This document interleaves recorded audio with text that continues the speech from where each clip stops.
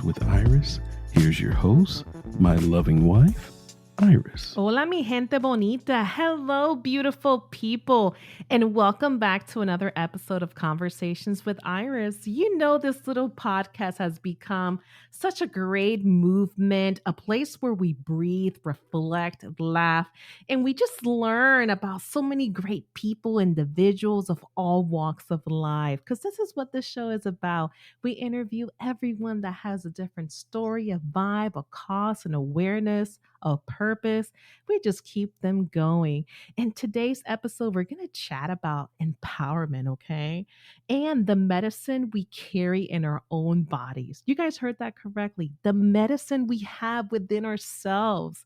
So before we jump in, don't forget, I got to tell you guys, always remind you, subscribe, download, listen, and share. And of course, leave your girl an awesome 5-star rating now to show that you love this show. Keep it growing. And of course, I want to continue to reach more hearts. We got so many great things in store down the pipeline. We have a new year upon us. So let's keep it going. And a quick shout out to the podcast that paved the way for this little podcast that could. I always like to say the Short Desk Podcast, my wonderful hubby doing his thing out there with his two brothers. They're always inspiring and always elevating the culture. And of course, they're going to give you a laugh for real because they're just crazy in their own way. So make sure you check them out if you haven't done so. So, all right, mi gente, let's get into today's episode. Oh, I'm so excited about this episode because today's guest has been shaping the fitness and wellness world for over 30 years. Yes, and her impact is truly legendary. And let me just say, I love her website because it's green, it's colorful, and she is truly a beautiful lady inside and out. Beautiful smile, just very beautiful lady. And she is a renowned fit pro, author, a yoga specialist, a creator of some of the most iconic workouts ever produced. I mean, we're talking about crunch fat burning Pilates, Yogini workouts, from Fit TV's All Star workouts to her best selling books and her virtual studios. Let's Move. Yes, you heard that, which has empowered women just across the whole world, believe it or not. But beyond all those titles, she is truly a woman that deeply believes in truth, okay? Movement is medicine. I'm going to say it again. Movement can change your mood, your energy, your life. And she has dedicated her life to helping girls, women feel strong and aligned and confident and just connected.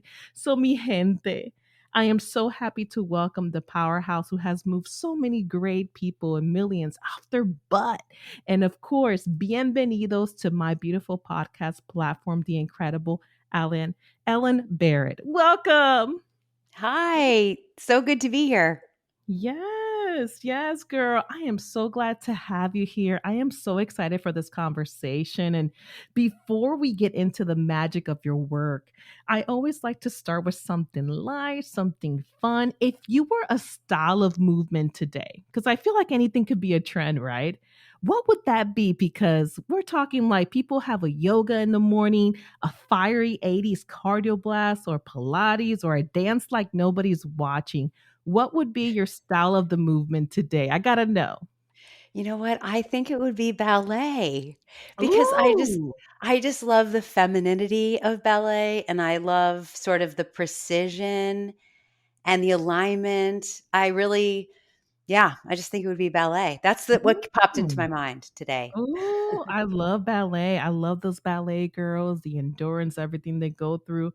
And I just love it all in general. I'm all for it. And I love that. Now, for my listeners meeting you for the first time, who is Ellen? Because you play a lot of roles, you have a purpose, you have this beautiful heart. We want to know, who is the woman behind all these creative workouts? Who is Ellen? Tell us a little bit about her. You know, I'm a girl who likes to exercise, who always found exercise as some sort of stress reliever, an energizer, an inspirer, a confidence builder. It moved away sort of depression. It just left me feeling better when I didn't feel, even emotionally good. I feel like that's why I always say I'm someone who just really has utilized exercise to lift myself up, to be empowered. And, it's overlooked. I always say it's so overlooked, but I'm a real testament to it because in the littlest way, exercise helps me. It helps you physically and all the things. It keeps the doctor away for sure, but it helps you emotionally, helps you spiritually, it helps you get embodied and present and grounded. And these things are evasive today. So that's what I think. I'm just a girl who loves to exercise and wants other people to love it. I love that. And that movement inside of you. Tell me, what was it about that movement that just awakened this love that you have for exercising? Like, what hooked you, like, and made you say, this is what I'm meant to be doing for a living, or this is what I should be doing out there to help people? What awoke inside of you when you figured that out? It's when I started, it wasn't really a full-time job. I always say fitness people, like people teaching fitness, like the group exercise instructors, they were moms that got a free gym membership if they taught a class or two a week. It was a part-time job for people that work 9 to 5, and then they would, teach a few classes in the week in the end of the day. Um, and it really wasn't this formulated career. So I had this deep desire to make it my career, but it was really, there was no map, there was no roadmap. But, there's a quote that I live by, and it says, get paid for what you'd pay to do. And I Mm, remember hearing that and being like, oh my gosh, if I could figure out a way to be in this gym or be in the studio as a career, I'll have made it. I've really made it. And so little by little, I mean, I just kept saying yes to jobs. I kept, you know, learning, and it just became this career little by little, little by little, step by step. All through my college I taught classes, and I just always just couldn't get enough of it, to be honest. And it wasn't about, over exercising. It was just about being in that enthusiastic environment. And you know what? I say this too. So it's so important. I'm on the good side of healthcare. I'm on the preventative side. I'm on the mm, empowered side. I'm on the side where people haven't really had any issues yet. Right. So it's the yeah. beautiful place. It's the easy place. It's the light place. So I'm really, really grateful that I get to be on this side of healthcare. And I love the enthusiastic and you like how empowered you sound and the whole feminine femininity or feminist behind you. It's empowering. Like I don't know, right now I feel like going to an elliptical or to treadmill or something. I don't know. You just awoke something in me right now.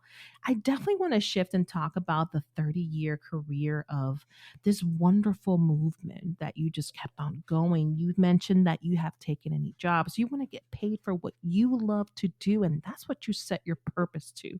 And girl, I love that. You created workouts for like Crunch, Self Magazine, even Weight Watchers, Mhm. Goker, Daily Burn. I mean, you even taught across LA. You mentioned NYC, the Bahamas. I mean, you've had the best-selling DVDs and starred in even national television. So, what has kept you in love with teaching movement for still over 30 years? The people, I think I'm extroverted for sure, and it's just the best congregating with people, especially women, and doing something that's positive, that can be life-changing, that's not sort of decadent. We're not Yeah. drinking or staying up too late or, pigging out on, fried food. It's good for you, but then you have fun. So it's win-win. And I think it's the people. It's really the people. It's such it's just a fun career to be in that part of someone's life, right? Just to be that Yeah. person that's at the studio. It's the best. Oh my goodness. And you mentioned something that I want to go back on. You mentioned how it's just not about just exercising. It's also looking at it from a bigger scope into the healing, medical, preventative aspect of it, right? It's more to that.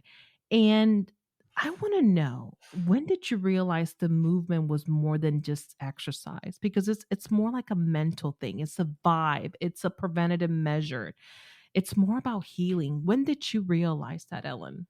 Yes, early on, I realized in aerobics classes as a teenager, I realized the people that were taking the aerobics class were happier.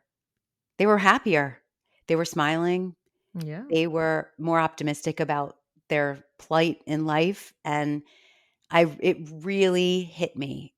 It was so clear. And then I'd leave that aerobic class and I'd just be around regular people and I would see they were a little bit less enthusiastic, less inspired, less happy. And so, even if it didn't last, maybe that aerobic class, high didn't last 2 days, but instantly, and maybe it's just temporarily, it did affect people in a positive way.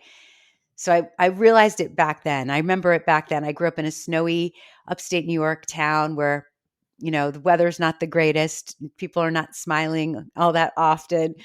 And in that Bad hair room, days. people, Bad yeah, hair days, right? yeah.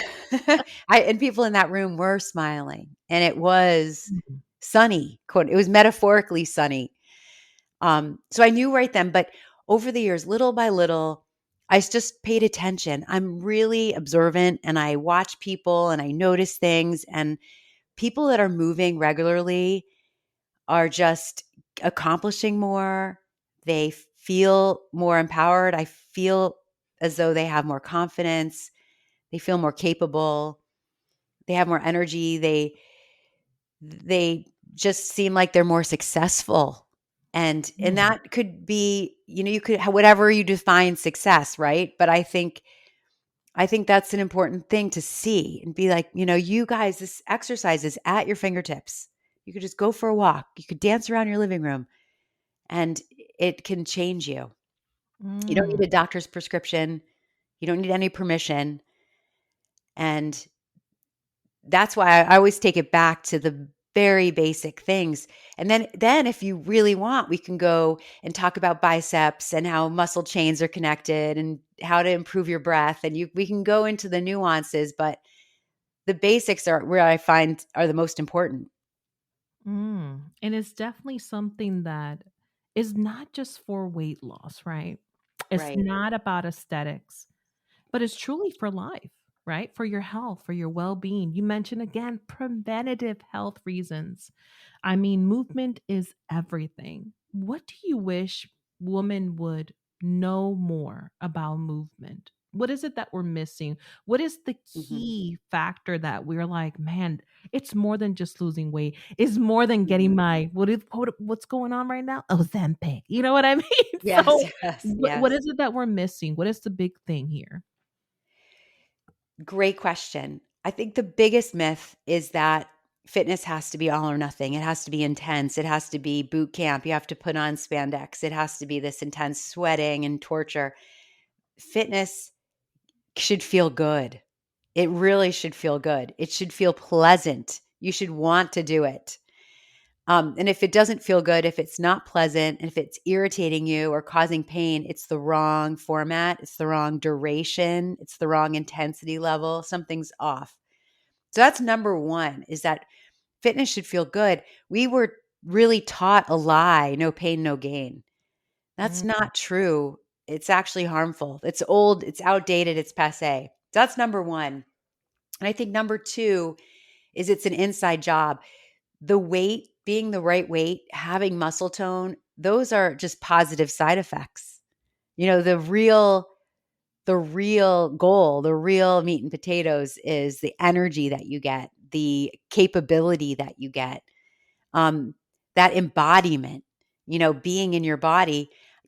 I look around and people are not here now. And that's, it's such an asset when you can be present in your own body and embodied. It's beautiful. It's beautifying.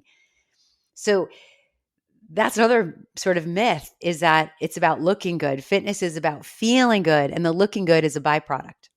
Mm. Mm. And that's deep. And I love that. Fitness should feel good. You know, let me Yeah. tell you, just a little around the corner here where we live, we have one of those what do you call them? They're very intense. Like one of those boot CrossFit? camp type. Yeah, yeah, like they're crazy. They're boot camp. You see people going in there. I actually knew a girl in my job. She was like, "Oh, I'm in so much pain. I hate going in there. It's like intensive workout." And I love what you said. Fitness should feel good. That no pain, no gain stuff, that's outdated. Well, You and know? that, CrossFit, some people love CrossFit. So all the Yes. power to them, right? If it feels good, it might feel good to them. Mm. Men especially, I think, maybe it's a little bit more, I don't know, oriented to them liking it. But you got to kiss a lot of frogs. You got to find what feels good for you. It's customized. Oh. One size does not fit all for anything. One size doesn't fit all for fitness. So you got to find what really lights you up and feels good. And then your intensity level will increase over time and it still feels good. So it's really not about, an easy workout, quote unquote, or a hard workout, quote unquote. It has nothing to do with that. We should never gaze things like that. It's really about what feels good right now, what's perfect right now. Mm. I like that. What feels good to you? Tailor it to what makes you feel good when you're working out. What would you say though to the woman out there? I mean, something about when you hit your 40s is tough. And I'm speaking for myself. I'll admit it.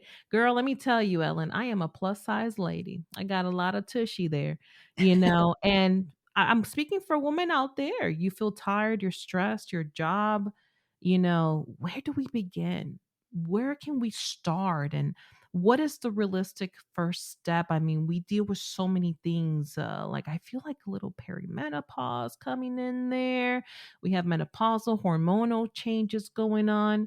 So tell me, what would you say to the woman, to the lady that's listening right now, our listeners? What is the realistic first step for them, for us? The realistic first step is just get active somehow, some way for as long as you feel is right. So maybe a 5-minute walk. Maybe you garden around your yard. Maybe you try a quick video on YouTube. Maybe you sit and do stretching. You want to get embodied. And that means getting in your body and just moving a little bit. Little by little, a little becomes a lot. And you want to get into the habit of moving. And again, it doesn't have to be a formal thing. You don't have to join anything. You have space. There's a park in your town, probably. Yeah. There's a street you can walk on. You know, little by little, a little becomes a lot. And then I really think it's important to sleep really well. Everything else will fall into place. So, a lot of times fitness, if you're not sleeping well, is irritating very quickly. So and especially women that are perimenopausal, menopausal, sometimes the sleep gets really disrupted and they're Yeah. very exhausted. So really get the sleep in a good way so you can, do a little bit of movement, and just again, sometimes you have to just lace up some sneakers and hit the road, right? Yeah. It doesn't have to be that formal. Even a few exercises at your desk, like a spine twist, um, a touch your toes, forward fold and touch your toes. And those are they're little portals. They get you in your body and they just get you moving. Really, I think the people that I find that are quote unquote out of shape are out of their bodies. Mm. So especially if you see somebody who is really overweight, a lot of times they're very disembodied and they numb out and they zone out and they bring their attention outside of themselves. They're not really looking and feeling and noticing what's going on within them. So for everybody, it's so easy to be disembodied today with our phones and all the push notifications and all the media we have. Yeah, that's So true. yeah, it's really about turning your gaze inward at yourself and sort of knowing how you're feeling. And one thing I notice about children and teenagers is they love to move. It's so torturous for them to sit still. And somewhere along the line, we lost that, right?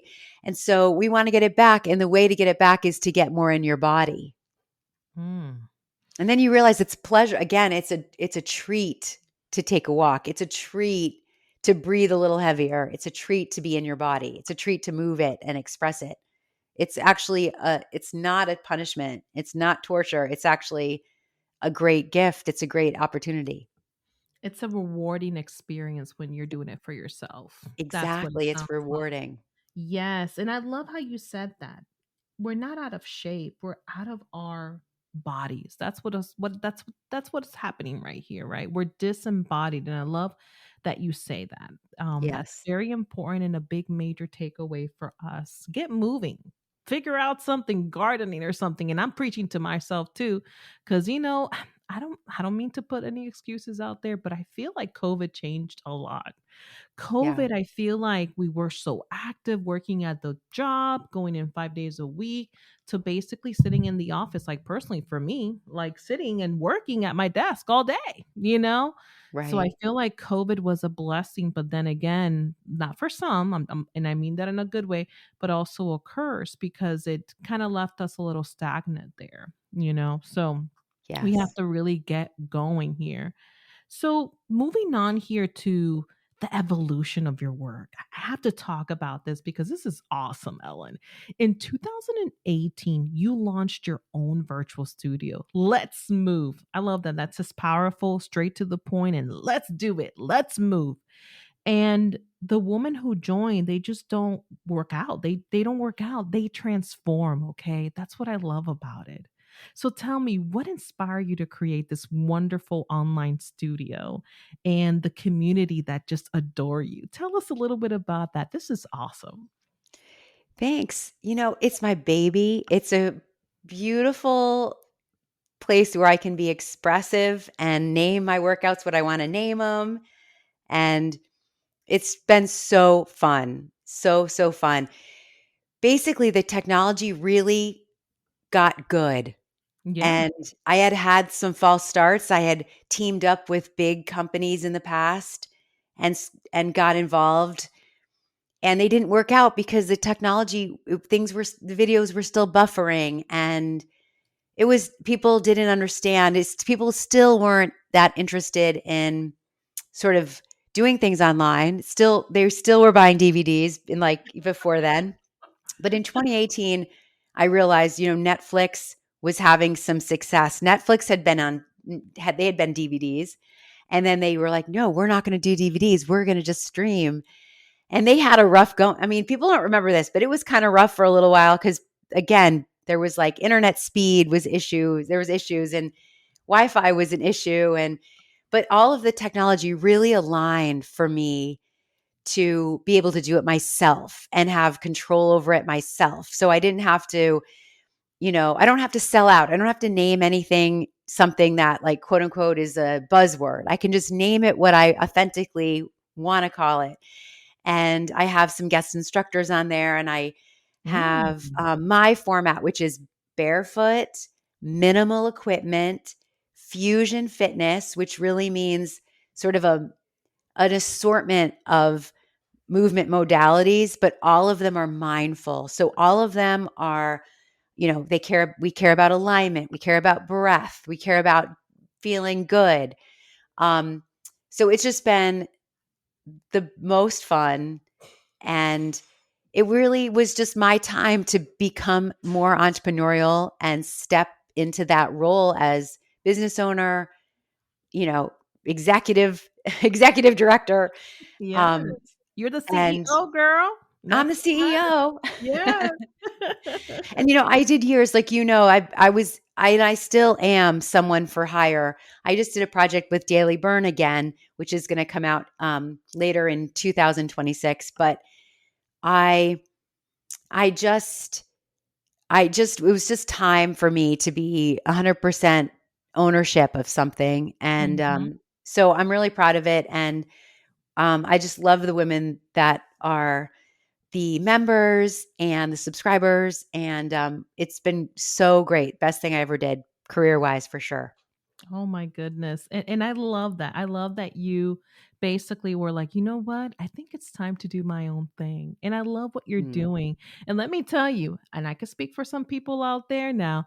I have went through the deep. Let me tell you, I had DVDs of the yin yang for workout. I mean, I used to have P90X. I Yeah. had remember Tybo, Billy Blanks. I used to Yes. have that. And I know that I'm gonna get a little hate on this, but I love Jillian Michaels too. Like that was my Yes. girl, you know.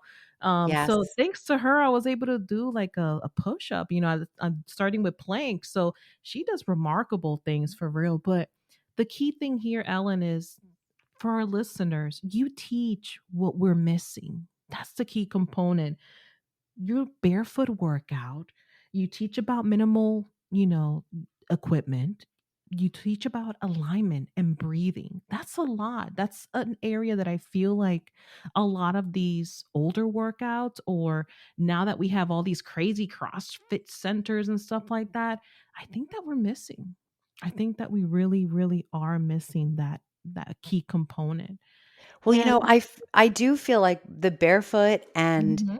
the breath and the alignment, it again, you feel good. You feel Yes. more, you're getting more and more embodied as you go every workout.